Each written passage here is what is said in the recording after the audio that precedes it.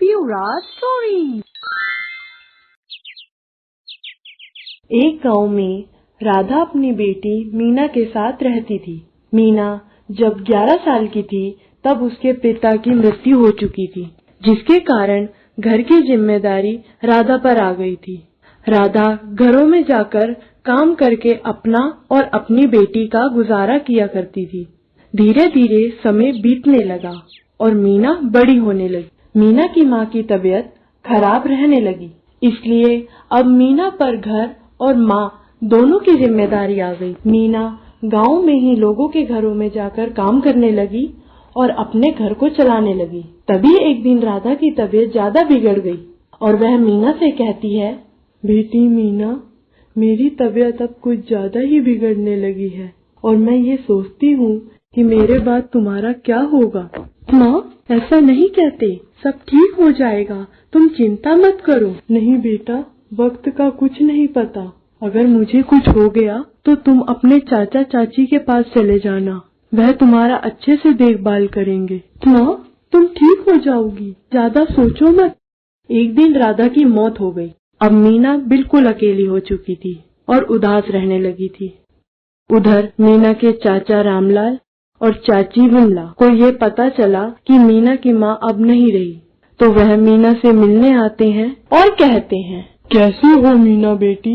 बहुत बुरा हुआ, सरपंच जी से हमें खबर मिली तो हम दौड़े चले आए। हाँ मीना बेटी, तुम परेशान मत हो।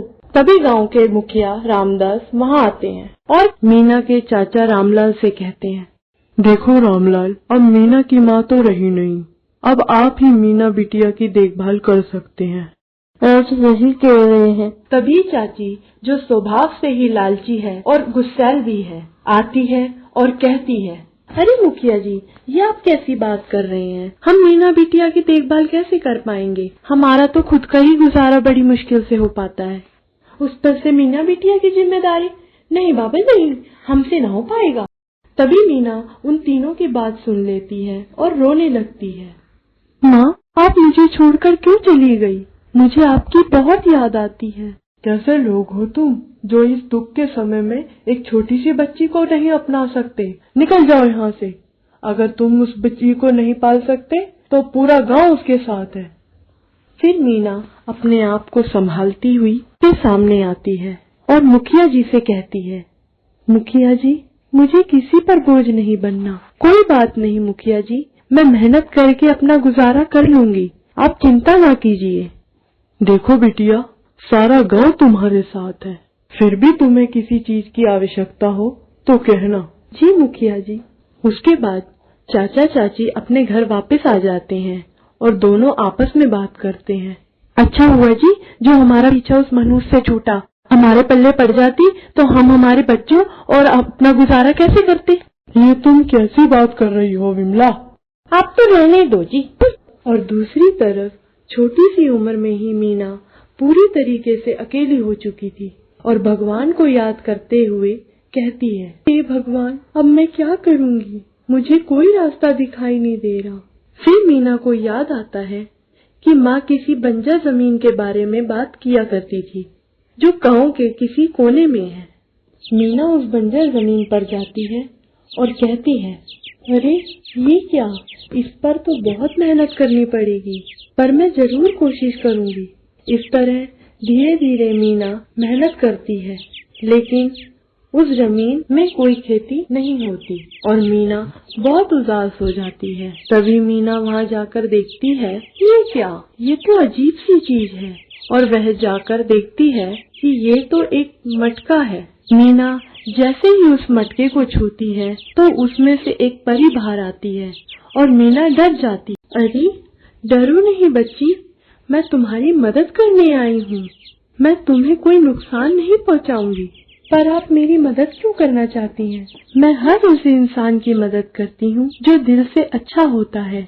तुम बहुत अच्छी हो, सबकी मदद करती हो, मैं तुमसे बहुत खुश हूँ। तुम जो चाहो इस मटके में हाथ डालकर मांग सकती हो मेरी बच्ची। आप सच कह रही हैं? हाँ मेरी बच्ची, जो भी तुम इस मटके से मांगोगी तुम्हें मिल जाएगा। थैंक यू परी जी। अच्छा अब मैं चलती हूँ, तुम अपना ध्यान रखना मेरी बच्ची। फिर परी वहाँ से चली जाती है। तभी मीना मटके से कहती है कि इस बंजर जमीन को उपजाऊ बना दो ताकि मैं इस पर खेती कर सकूं और अपने जैसे और भी लोगों की मदद कर सकूं ताकि उन्हें रोजगार मिल सके। तभी मीना की इच्छा पूरी हो जाती है और वह जमीन बंजर से उपजाऊ हो जाती है और मीना हंसी खुशी रहने लगती है और मेहनत करके अपना अच्छा जीवन चला ही रही होती है कि तभी ये खबर उसके चाचा चाची को पता चलती है और वह रात को जब मीना सो गई होती है तो वह उसके घर से मटका चुरा लेते हैं और घर जाकर उस मटके से सोना चांदी मांगते हैं। हे मटके महाराज, जल्दी से मुझे बहुत सारा सोना चांदी दे दो ताकि मैं अमीर हो जाऊं।